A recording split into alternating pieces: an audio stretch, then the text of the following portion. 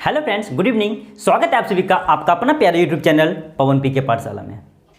तो आज इस वीडियो के माध्यम से मैं आप लोगों के बीच लेके आया हूं बिहार बोर्ड के कक्षा 11 का हिंदी विषय का जो चैप्टर 1 है, यानी कि पूस की रात, जो कि बहुत ही प्रचलित कहानी है, जिसमें कि एक किसान के दुख भरी कहानी को दिखाया गया है। उसी कहानी के लेखक परिचय के बारे में, जी हाँ, उस कहानी का जो लेखक है यानी कि प्रेमचंद, आज हम लोग उन्हीं के बारे में जानेंगे। तो आइए बात करते हैं सबसे पहले पूस की रात कहानी। देखिए, पूस की रात कहानी जो है उसके लेखक कौन है, तो बात करते हैं पूस की रात कहानी जो दिया हुआ है ना, इसके जो लेखक हैं, इसके लेखक का नाम है प्रेमचंद। क्या नाम है? लेखक का नाम है प्रेमचंद। ठीक है। अब दूसरा बात करते अगर इनका जन्म का, तो प्रेमचंद का जो जन्म है, तो इनका जन्म हुआ था 31 जुलाई 1880 को। कब हुआ था? आप लोग चैट सेक्शन में बता सकते हैं, ठीक है ना। तो इनका जन्म कब हुआ था? 31 जुलाई 1880 को। और अगर बात करें इनका निधन का, किनका निधन? प्रेमचंद का। तो इनका निधन हुआ था 8 अक्टूबर 1936। कब हुआ था? 8 अक्टूबर 1936 को। और अगर हम बात करें प्रेमचंद का जन्म स्थान, कि उनका जन्म कहाँ हुआ, तो ध्यान दीजिएगा, उनका जन्म जो हुआ था वो गांव का नाम था लम्ही। यानी गांव कहाँ था? गांव का नाम था लम्ही। और अगर बात करें हम जिला का, तो वो जिला है वाराणसी। जिला कहाँ है? वाराणसी, जो पड़ता है हमारे कहाँ पे? तो उत्तर प्रदेश में। ठीक है ना। देखिए, अगर प्रेमचंद का आपको जन्म पूछ ले, तो अगर गांव का नाम पूछेगा तो आपको लम्ही बताना है, अगर जिला पूछ ले तो बताना है वाराणसी, और अगर राज्य पूछ ले तो आपको पता ही होगा उत्तर प्रदेश, यूपी। ठीक है। अब आते हैं नेक्स्ट टॉपिक पे। देखिए, अगला पॉइंट बोल रहा है कि इनका बचपन का नाम। देखिए, हम सभी लोग तो उनको जानते हैं प्रेमचंद, लेकिन उनका बचपन का भी नाम था। ठीक है ना। तो प्रेमचंद का जो बचपन का नाम था, वो बचपन का नाम था धनपत राय। क्या नाम था? धनपत राय। एग्जाम में अधिकांशतः बार पूछा जाता है कि प्रेमचंद के बचपन का नाम क्या था, तो आप लोग को बताना है कि प्रेमचंद के बचपन का नाम था धनपत राय। ठीक है ना। अब देखिए, अगला बोल रहा है, लेकिन एक बात मैं आपको और बता दूं, एक तो प्रेमचंद जानते हैं इनको, धनपत राय जानते हैं, लेकिन इनके जो चाचा थे ना, किनके चाचा? प्रेमचंद के चाचा। तो प्रेमचंद के जो चाचा थे, इन्हें प्यार से नवाब कहते थे। देखिए, इनके चाचा इन्हें प्यार से क्या कहते थे? नवाब। यानी कि प्रेमचंद के चाचा जो थे, उन्हें प्यार से क्या कहते थे? नवाब कहते थे। अब देखिए, बात करते हैं अगर पिता का, तो इनका पिता का नाम था मुंशी अजायब राय। क्या नाम था? मुंशी अजायब राय। किनके पिता का नाम? प्रेमचंद के पिता का नाम था मुंशी अजायब राय। ठीक है ना। और अब एक बात मैं आपको और बता दूं कि इनका पिता का जो ऑक्यूपेशन था, जो व्यवसाय था, तो इनका पिता जो थे ना, वो लम्ही जो गांव था ना, जहां इनका जन्म हुआ था, तो लम्ही के ही डाकखाने में एक लिपिक थे। लिपिक अगर आप लोग को नहीं समझ में आ रहा है तो मान लीजिए मुंशी। ठीक है ना। यानी कि प्रेमचंद के पिता जो थे, वो लम्ही गांव में जो डाक खाना था ना, डाकघर जो था, उसी में वो मुंशी थे। कौन? प्रेमचंद के पिता। ठीक है। अब देखिए, बात ये हो गया। अब बात करते हैं इनकी माता का।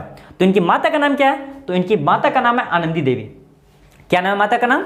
जी हाँ, आनंदी देवी इनकी माता का नाम। किनकी माता का नाम? प्रेमचंद की माता का नाम। ठीक है। अब देखिए आगे, अब बात, अगला पॉइंट देखिए क्या बोल रहा है। जब इनकी उम्र 7 वर्ष थी ना, किनकी उम्र? प्रेमचंद। जब प्रेमचंद की उम्र 7 वर्ष थी, तो 7 वर्ष की उम्र में इनकी माता की मृत्यु हो गया। ध्यान दीजिएगा, पॉइंट को नोट करना है आपको। ठीक है ना। देखिए, 7 वर्ष की उम्र में इनकी माता का निधन हो गया, मृत्यु हो गया। किनकी माता का? प्रेमचंद की माता का। और जब इनकी उम्र 16 साल हुआ, जब इनकी उम्र 16 साल हुआ, किनकी उम्र? प्रेमचंद। तो जब प्रेमचंद की उम्र 16 साल हुआ, तो 16 साल की अवस्था में इनके पिता का निधन हो गया। ध्यान दीजिएगा, ये आपका एग्जाम में पूछेगा क्वेश्चंस कि कितने वर्ष की अवस्था में प्रेमचंद की माता का निधन हुआ, 7 साल बताना है। और अगर पूछ ले कि कितने वर्ष की अवस्था में इनके पिता का निधन हुआ, तो वहां आपको बताना है 16 साल। कितना बताना है? 16 साल। समझ में आ रहा है? अगर समझ में आ रहा है तो वीडियो को हमारे लाइक करें, और हमारे चैनल में अगर पहली बार आए हैं तो इस चैनल को सब्सक्राइब करें। ठीक है। हाँ, तो देखिए, बात करते हैं इनकी शिक्षा का, प्रेमचंद की शिक्षा का। तो देखिए कि 1898 में, जी हाँ, 1898 में प्रेमचंद जो है वो मैट्रिक की परीक्षा पास किए। तो कब पास किए? सवाल आएगा कि प्रेमचंद ने मैट्रिक परीक्षा कब पास किया, तो कब किया? 1898 में। ठीक है ना, 1898। और अब एक बात मैं आपको और बता दूं कि जब मैट्रिक परीक्षा पास किया था ना, तो मैट्रिक परीक्षा पास करने के बाद ये क्या किए थे, तो वहीं पे एक जो स्थानीय विद्यालय है ना, तो वहीं पे शिक्षक के पद पे ये नियुक्त हो गए। ठीक है। देखिए, जैसे इन्होंने मैट्रिक परीक्षा पास किया, ठीक है, 1898 में, तो मैट्रिक परीक्षा पास करने के बाद वहीं पे एक स्थानीय विद्यालय था, जहां पे ये शिक्षक के पद पे नियुक्त हुए। ठीक है। मैं आपको और बता दूं प्रेमचंद के बारे में, इनका बिग पॉइंट क्या था ना, देखिए कि प्रेमचंद जो थे वो गणित विषय में काफी कमजोर थे।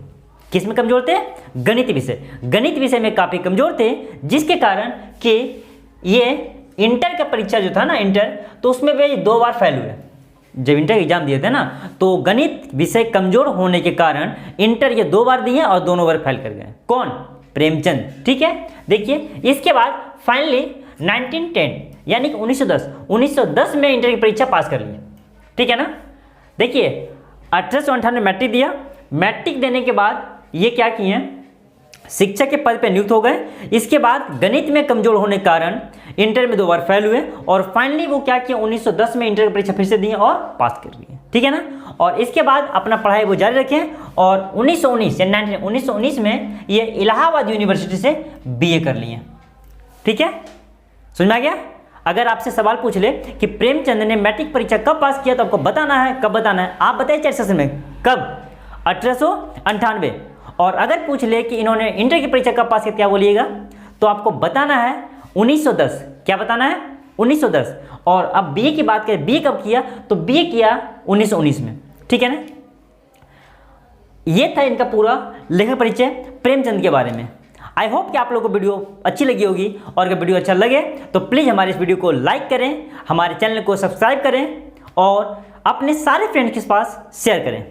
ठीक है, चलिए, और कमेंट में हमको जरूर बताइए कि मैं कहाँ तक आप लोग को समझा पाया हूँ। ठीक है, और कहाँ तक आप मेरी बात समझ पाए हैं।